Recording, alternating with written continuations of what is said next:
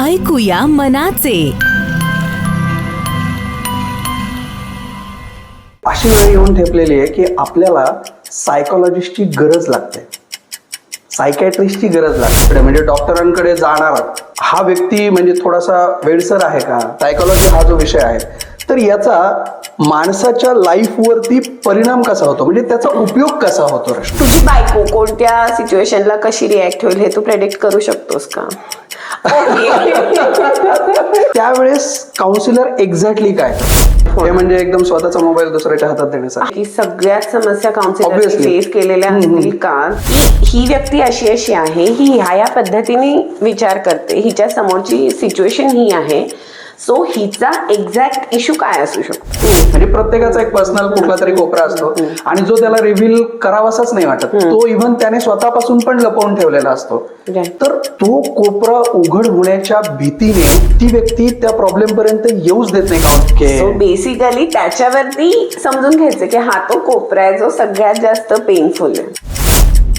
नमस्कार सगळ्या रसिक प्रेक्षकांना, अगदी मनापासून नमस्कार. आणि आज आपण बघतोय की प्रत्येक गोष्टीसाठी म्हणजे आपलं लाईफ इतकं धकाधकीचं झालेलं आहे की अशी वेळ येऊन ठेपलेली आहे की आपल्याला सायकोलॉजिस्टची गरज लागते, सायकॅट्रिस्टची गरज लागते. पण याच्याविषयी खूप काही शंका आहे की म्हणजे नेमकं सायकोलॉजी हा प्रकार काय आहे, त्याच्यानंतर सायकॅट्रिस्टकडे म्हणजे डॉक्टरांकडे जाणार हा व्यक्ती म्हणजे थोडासा वेडसर आहे का, अशा खूप साऱ्या शंका आहेत. आणि अशा शंकांचं उत्तर देण्यासाठी आता आपल्या सोबत आहे रश्मी. हाय रश्मी. हाय. रश्मी समीर पाठक. आणि रश्मी समीर पाठकला आपण आता विचारूयात की ती नेमकं काय करते आणि आपल्या मनात ज्याही शंका आहेत त्या आपण तिच्याकडनं त्या शंकांचं निरसन करून घेऊयात.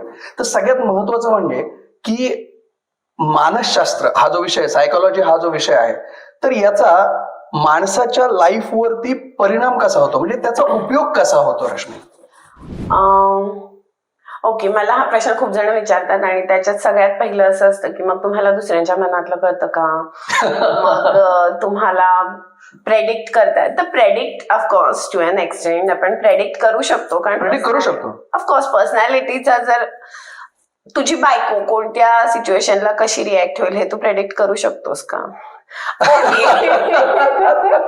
म्हणजे कोणत्या सिच्युएशनला म्हणण्यापेक्षा मी कोणत्याही सिच्युएशनला प्रिडिक्ट करणं खूप मुश्किल आहे. मी रिफ्रेम करते, साधारण काय रिॲक्शन येईल हे तू प्रेडिक्ट करू शकतोस. ओके, हे करू शकतो. किंवा एखादी रिॲक्शन दिल्यानंतर सुद्धा म्हणजे ती रिॲक्शन वेगळी जरी असेल माझ्या पॅटर्न पेक्षा नेहमीच्या, तरी सुद्धा सध्या तिच्या मनात काय चाललेलं आहे हे मला नक्की कळू शकतं. बस, म्हणजे जिथे जिथे तुम्ही आहात, म्हणजे माणूस आहे बेसिकली, आणि त्याचे मनोव्यापार म्हणजे थॉट प्रोसेसेस चालतायत कुठेतरी किंवा इमोशन्स इन्व्हॉल्व्ह आहेत, तिथे सगळीकडे सायकोलॉजी आहे.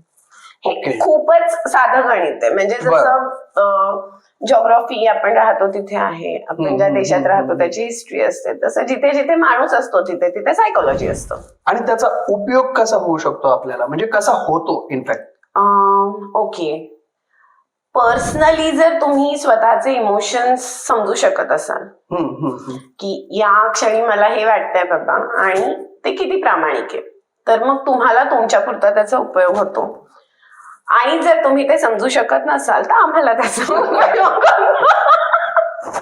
कारण मग ते आमचं काम असतं की आम्ही तुम्हाला to make you realize that okay, हे एक्झॅक्टली हे इमोशन आहे आणि या पद्धतीने you should deal with it. Okay. तर आता याच्यामध्ये कसं आहे की सायकोलॉजिस्ट, सायकेट्री आहे काय, सायकॅट्रिस्ट शब्द उच्चारायला सुद्धा किती अवघड आहे आणि काम त्याच्यापेक्षा अवघड आहे. सायकोलॉजिस्ट, सायकॅट्रिस्ट आणि काउन्सिलर, तर याच्यामध्ये नेमका डिफरन्स काय आहे? ओके, काउन्सिलर पासून आपण सुरुवात करूया. काउन्सिलर खूप सोपी टर्म आहे. म्हणजे तुला एखादा प्रॉब्लेम आहे, तुझ्या आवडत्या मॅडम, तुझ्या आवडत्या टीचर, तुझी मोठी बहीण, भाऊ, कोणीही काउन्सिलर असू शकतं. ओके, म्हणजे म्हणजे ज्यांचं तुम्हाला समजू शकेल किंवा ज्यांचं तुम्ही ऐकाल ऍटलीस्ट. सो तू त्यांच्याशी संवाद साधू शकतोस आणि ते तुला उत्तरं देऊ शकतात किंवा मदत करू शकतात उत्तरं मिळवण्यासाठी. So he can be a counsellor. प्रत्येक वेळेस गरज नाही की तो सायकोलॉजीमध्ये ट्रेंडच असला पाहिजे असं काही गरजेचं नाही. कारण काही जणांचं कम्युनिकेशन स्किल इतकं छान असतं की ते समोरच्याला तेवढी मदत करूच शकतात. टीचर्सच्या बाबतीत तर हे खूपदाच असतं, म्हणजे चांगल्या टीचर्सच्या बाबतीत ऐकतात. एक्झॅक्टली. सो ते काउन्सिलर असूच शकतात.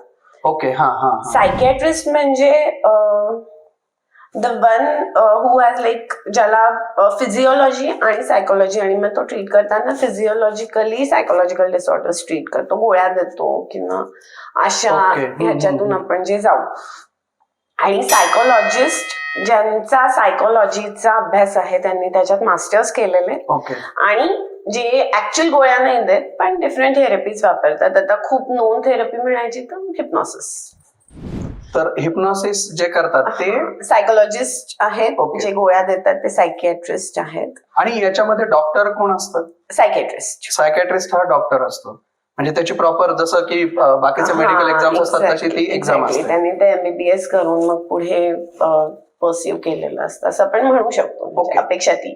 आणि सायकोलॉजिस्ट हा सायकोलॉजी शिकून त्याच्यामध्ये त्यांनी स्पेशलायझेशन जर केलेलं असेल काउन्सिलिंगचं. ओके. पण डॉक्टर नाही म्हणता येणार आपल्याला.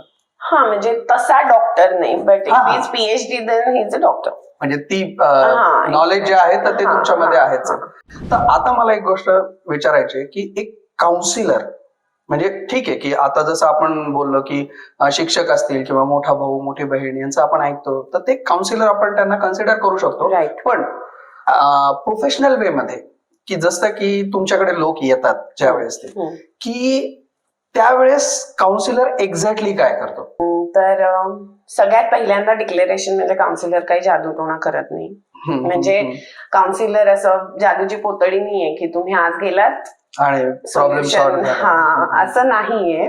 किंवा मग असं पण नाहीये की तुम्ही गेलात आणि मग तुमचे सगळे सिक्रेट्स तुम्ही त्यांनी आउट करून टाकले आणि मग तुम्हाला तुमच्या लाईफमध्ये आता सिक्रेट काहीच नाही. म्हणजे जनरली हे 2 प्रॉब्लेम असतात जाण्याचे की 8 सेशन्स का लागतील मला, 2 सेशन मध्ये उत्तर मिळून जाईल. बरोबर. ही एक अपेक्षा असते. अदरवाईज दुसरी मग मी जाणार नाही, माझ्या आयुष्यातले सगळे सिक्रेट्स त्या व्यक्तीला कळलेत. आणि ती साहजिकपणे, कारण तुम्ही अगदी टोटल न्यू माणसासमोर कसं ओपन अप होणार, म्हणजे एकदम स्वतःचा मोबाईल दुसऱ्याच्या हातात देण्याचा. हा एक्झॅक्टली. आणि पासवर्डचा जे की कोणालाच पटणार नाहीच पटू शकत. आणि ते मान्य पण आहे, एक्सेप्टेड पण आहे. पण फ्रँकली स्पीकिंग जर तो काउन्सिलर किंवा सायकोलॉजिस्ट म्हणूयात आपण जर पुरेसा प्रोफेशनल आहे तर मुळात तो त्या गोष्टीला डिरेक्टली ऍड्रेस करेल जो प्रॉब्लेम आहे तो. आणि तो तुम्हाला असं फोर्स नाही करणार की आता मला हे सांगायचं.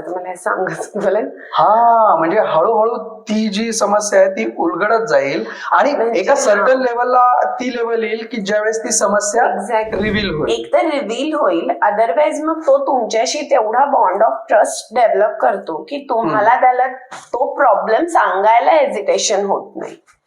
म्हणजे ना तोपर्यंत तेवढा तुमचा एक रेपो बिल्डअप झालेला असतो. एक्झॅक्टली. म्हणजे ह्याचं जर खूप मला डिअर जिंदगी ऍक्च्युली त्या रिझनने पण खूप आवडतो. त्यांनी तो खूप मॅच्युअरली डिरेक्ट केलेली मूवी आहे. म्हणजे ऍक्च्युअल काउन्सिलिंग प्रोसेस जर तुम्हाला बेसिक इंट्रोडक्शन हवं असेल तर तो फार छान आहे की काहीच फोर्स नाही, बसा गप्पा मारा आणि हळूहळू रीच टू युअर सोल्युशन. फक्त तेवढा वेळ द्या. आणि it happens in every relationship. म्हणजे असं होतच नाही की तुम्ही अचानक कोणाला तरी भेटलात मग खूप छान मैत्री झाली, हाय हॅलो पासून सुरू होतं आणि मग बळीज पर्यंत पोहोचतं. सो हीच प्रोसेस काउन्सिलिंगची, पण you have to invest time.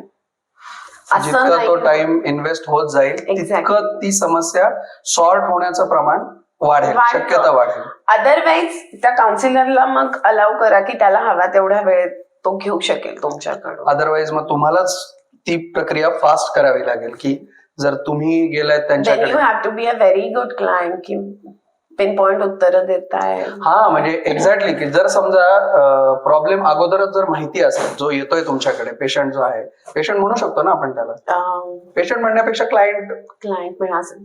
Person is best. कारण ठीक आहे पेशंट, आता उद्या मला काउन्सिलरची गरज पडली तर मी पेशंट नाही होणार. एक्झॅक्टली कोणाला आवडणार नाही इनफॅक्ट की पेशंट म्हणणं. सो आपण त्याला पर्सन म्हणू की जो पर्सन व्यक्ती. जातो, जी व्यक्ती जाते काउन्सिलरकडे, की त्याला जर तो प्रॉब्लेम परफेक्ट माहितीये की हे असं आहे आणि त्याला जर स्वतः त्यातनं बाहेर निघायचंय तर कदाचित ते काम पटकन खूप पटकन लवकर होण्याची शक्यता पटकन जास्त होतं, आहे. खूपच पटकन होतं. मग 2 सेशन मध्ये तुम्ही एक्सपेक्ट करू शकता, करू कारण तुम्ही सॉर्टेड आहात स्वतः.